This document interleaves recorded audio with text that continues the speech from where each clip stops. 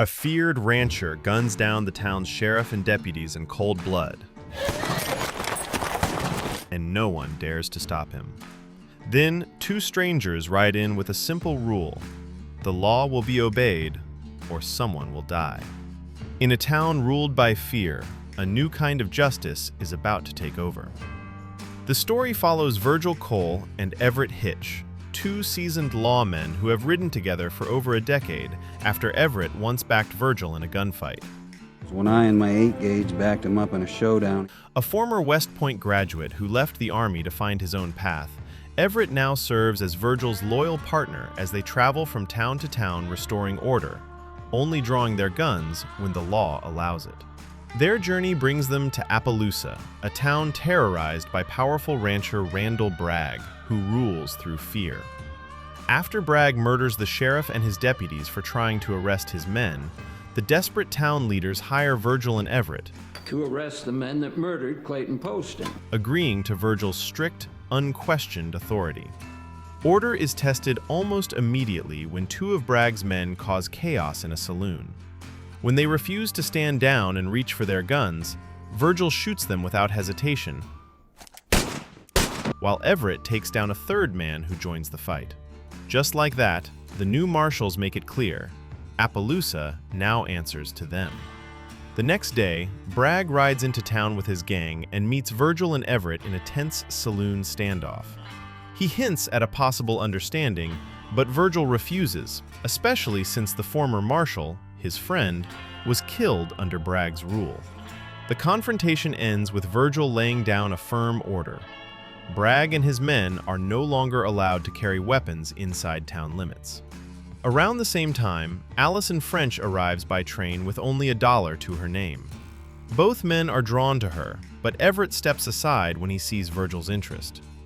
Virgil offers her work playing piano at the hotel in exchange for a place to stay, Might even hire you to play the piano. respecting her refusal to compromise herself.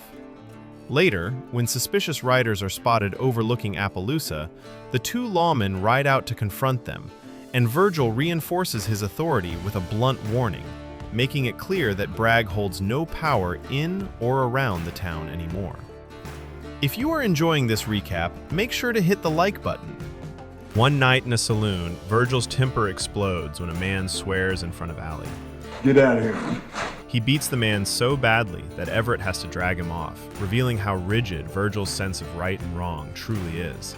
Calm most of the time, but uncontrollable when provoked. Everett later apologizes on his behalf, reminding the town leaders that if they want Virgil's protection, they must accept both his virtues and his flaws. Who Virgil Cole is and what he is. As time passes, Allie and Virgil grow closer, and one morning they appear together at breakfast, clearly now a couple. Virgil announces he's building her a house where they'll live together. You know that house that's being built on the east end of South Street? Though surprised and quietly hurt that he wasn't told sooner, Everett swallows his feelings and offers his congratulations. Breakfast is interrupted when Joe Whitfield arrives, claiming he witnessed the murders and is ready to testify. I was at Bragg's place when Marshal Bill and his deputies was killed. After confirming his courage, Virgil and Everett arrest Bragg at gunpoint and lock him up, Can I do this, Cole? Yeah. though he's placed in a cell beside Joe and begins threatening the shaken young witness. Meanwhile, Allie's house continues to be built, and Virgil sends Everett to handle some of her requests. During the visit, Allie suddenly kisses Everett. He briefly responds but quickly pulls away, reminding her they both belong with Virgil. Embarrassed, she sends him off. Everett keeps the incident from Virgil, though he confides in the woman he's been seeing, who warns him that Allie may eventually twist the story against him. What if she tells him and says it was your doing? Two extra lawmen arrive with the judge to help guard Bragg, and Virgil gratefully accepts. Soon after, the notorious Shelton brothers, dangerous guns for hire who work both sides of the law, ride into town. Virgil makes it clear he's in charge of Appaloosa, and the brothers back off, watching as he and Allie head out on a picnic. You know the rules.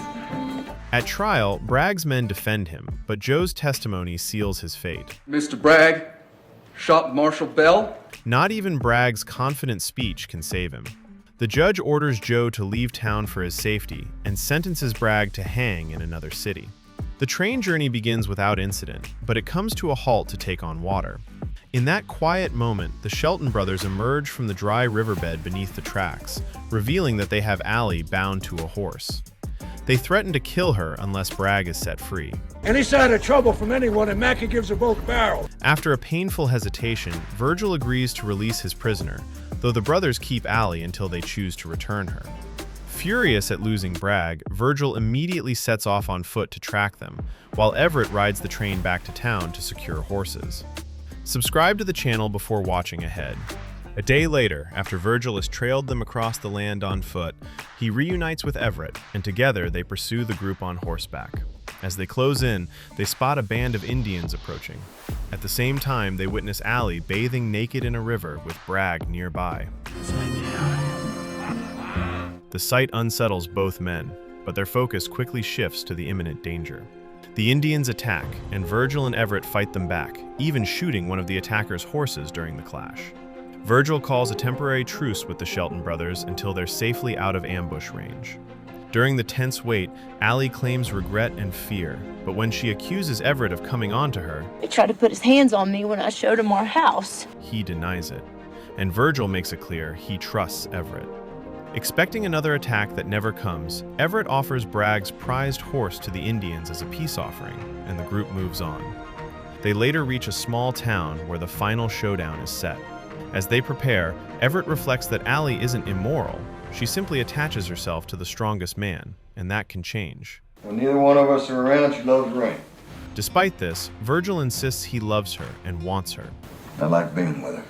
Allie admits she's always afraid of losing security, and Virgil promises to protect her for as long as she needs him. I'll look out for you. Heading toward the stockyards for the final confrontation, Virgil and Everett discover that the town marshal they trusted to hold Bragg is actually related to the Shelton brothers. In a sudden reversal, the marshal, Bragg, and the two brothers ambush them. Gunfire erupts. Virgil manages to kill one of the brothers along with the marshal, while Everett takes down the other brother. Bragg, however, escapes on horseback. Both Virgil and Everett are wounded, though neither injury proves fatal. Allie rushes to Virgil's side, terrified he might not survive. Time passes, and the house is eventually completed. Virgil's left knee remains permanently damaged. Despite everything, they find moments to laugh, even about Allie's past mistakes. Later, the town leaders deliver surprising news. Bragg has been pardoned by the President of the United States. Randall R. Bragg granted full pardon. A connection Bragg had once boasted about, but that everyone had dismissed as fiction. Months later, Bragg returns to town transformed in appearance, well-dressed in an elegant suit, and claiming he has turned over a new leaf. He purchases the hotel and renovates it, though no one is certain whether his wealth was earned honestly. It soon becomes obvious that Bragg now holds influence over the town leaders, and Virgil's position as marshal is hanging by a thread. In a private conversation, Everett admits that a place like Appaloosa no longer offers much for a man like him. Might just make some sense to move on. Virgil, however, refuses to leave because Allie is there. I'm not leaving. He tells Everett he understands if he chooses to move on. Everett has already seen Allie slip upstairs to Bragg's room at the hotel and confesses the name of the one man he ever killed outside the law, his tone heavy with regret. He tells her he's riding out. After saddling his horses, he heads to the hotel, steps into the bar, and places his badge and one of his guns on the counter for Bragg. He then approaches Bragg, strikes him with a punch, and formally challenges him. To ensure Bragg's pride won't let him refuse, Everett slaps him before walking outside to wait. Furious, Bragg grabs the gun and storms out after him. At the same time, Everett's companion informs Virgil that Everett is preparing to leave. Everett asks him to stand aside, reminding him that he has never asked him for anything before, but he is asking now. Just leave it alone. The duel is over in an instant. Bragg collapses dead, while Everett remains untouched. Without ceremony, he mounts his horse and rides out of Appaloosa. The story closes with Everett's narration, explaining that by removing Bragg, he has given Virgil and Allie more time to sort out their lives, I'm giving him another chance with Allie. while he himself heads back onto the open road in search of who he is meant to become. Thanks for watching, and don't forget to share this video with your friends.